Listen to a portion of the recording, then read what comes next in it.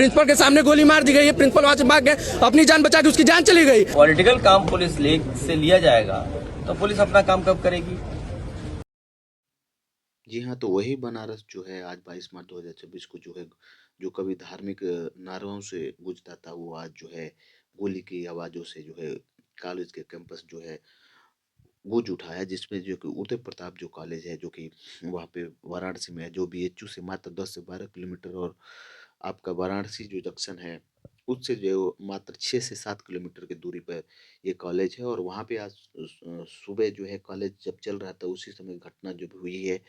और उस कॉलेज में जो होता है, ये 3 स्टूडेंट होते हैं, जो कि प्रताप सिंह और मंजीत चौहान और अनुज ठाकुर।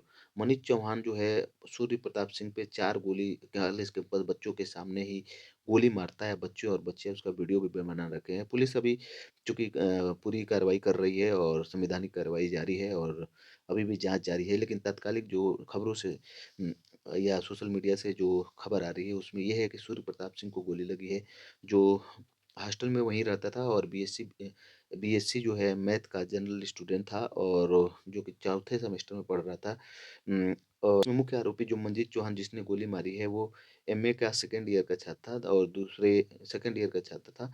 और जो अनुज ठाकुर, जो कि ऐसा आरोप लग रहा है कि ये तो जांच का विषय है, पुलिस का आरोप लग रहा है कि मंजीत चौहान को यही ला के अनुज अनुज ठाकुर जो है बंदूक दिया था, जिससे। और अनुज जो ठाकुर जो है, ये अभी एमए सेकेंड ईयर का वहाँ पे अनुज ठाकुर जो है, या अनुज सिंह उसका नाम है, वो भी वहाँ पे था। और मंजीत चौहान को ला के दिया था बंदूक, और मंजीत चौहान ने सूर्य प्रताप सिंह जो अपने माँ बाप का इकलौता चिराग था, कहीं न कहीं वो ख़त्म हो चुका है।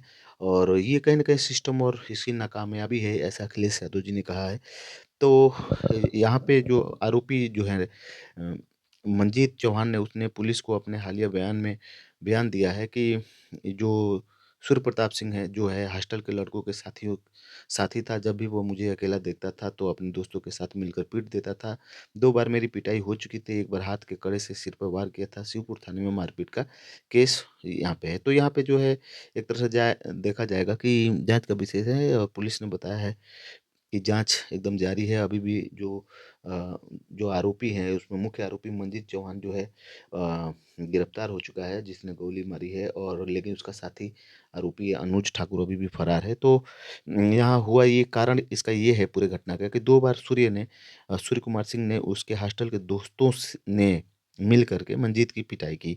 छोटी-सी बात पर शर्ट की बाँह पर विवाद हुआ। प्रिंसिपल के कमरे से बाहर निकलते ही उसके बाद बाहर निकलते ही जो उसको गोली बच्चे को तुरंत मार दी जाती है। और इसको जो है एक तरह से हम लोग कहेंगे कि बच्चों के बीच जो विवाद इतना बड़ा हो गया, ये कॉलेज प्रशासन भी इससे कहीं न कहीं लापरवाह है। तो सबसे बड़े ये समाचार ये है कि काशी की नगरी से अब ये भयावह, वो भी विद्यार्थियों, जो कि ज्ञान का संगम कभी तीर्थ कहा जाता था, धर्मों का संगम है, वहाँ से गोलियों का एक तरह से संगम या आवाज़ आ रही है।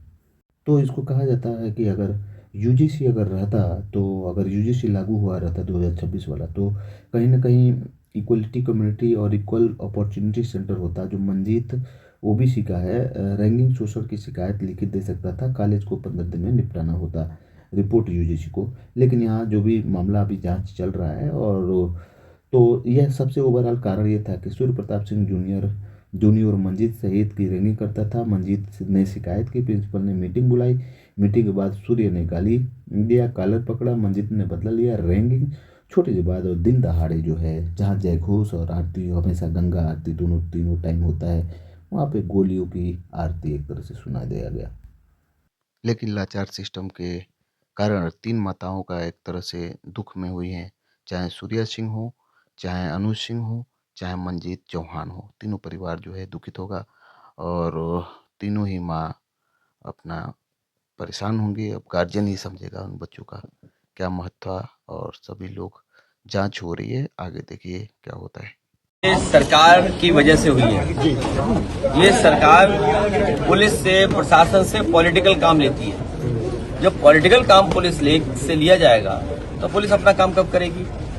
चुनाव हो, बाई इलेक्शन हो, या विपक्षी लोगों को धमकाना हो, विपक्षी लोगों को परेशान करना हो, तो पूरा पुलिस और प्रशासन उसमें लग जाता है। तो प्रशासन और पुलिस जो उन्हें लॉ एंड ऑर्डर एडमिनिस्ट्रेशन देखना है वो देख ही नहीं रहे। और उसी का परिणाम यह है कि मथुरा में इतनी बड़ी घटना हो गई और आपके वाराणसी में इतनी बड़ी घटना हुई है कि एक छात्र ने छात्र को, और वो लाइव वीडियो है मारने का, भाई कैंपस में दौड़ा रहे हैं बच्चे, लड़के लड़कियां दौड़ रहे हैं और उस समय घटना घटी। इससे पहले गोरखपुर में हत्या हुई, उससे पहले प्रयागराज में हत्या हुई, लखनऊ में हत्या हुई और बेटियों को असुरक्षित माहौल में यहाँ रहना पड़ रहा है, जान जा रही है उनकी। क्या नहीं घटनाएं घट रही हैं और इन्हीं के आंकड़े देखें तो सबसे आगे दिखाई दे रहे हैं हर चीज में। इनका जवाब क्या है इस बात का? सर, गौ तस्करी की लगातार ये लोग बात करते हैं, रोकथाम की बात करते हैं, मगर आए दिन ऐसी घटनाएं आ रही हैं। मैंने आपसे क्या कहा जी, पुलिस प्रशासन, इनके यहाँ एक ही नारा है, हथेली गरम पुलिस नरम। और जो ये काम कर भी रहे होंगे तो पुलिस प्रशासन की हथेली गरम कर देते होंगे और उसी से प्रशासन नरम हो जाता है। उसी का परिणाम ये देखिए आज क्या हुआ है मथुरा में। सर, जनता के बीच में काफी आक्रोश भी देखने को मिल रहा है। आक्रोश इसलिए है कि वो 2027 में बदलाव होगा। सर, पुलिस प्रशासन वहाँ पे सर काफी मुस्तैदी में है, बट कोई कार्रवाई अभी तक और मुस्तैदी से क्या होता है? जब आपने कांड करा दिया, अब मुस्तैदी किसके लिए है? प्रिंसिपल के सामने गोली मार दी गई है, प्रिंसिपल वहां से भाग गए, अपनी जान बचा के उसकी जान चली गई।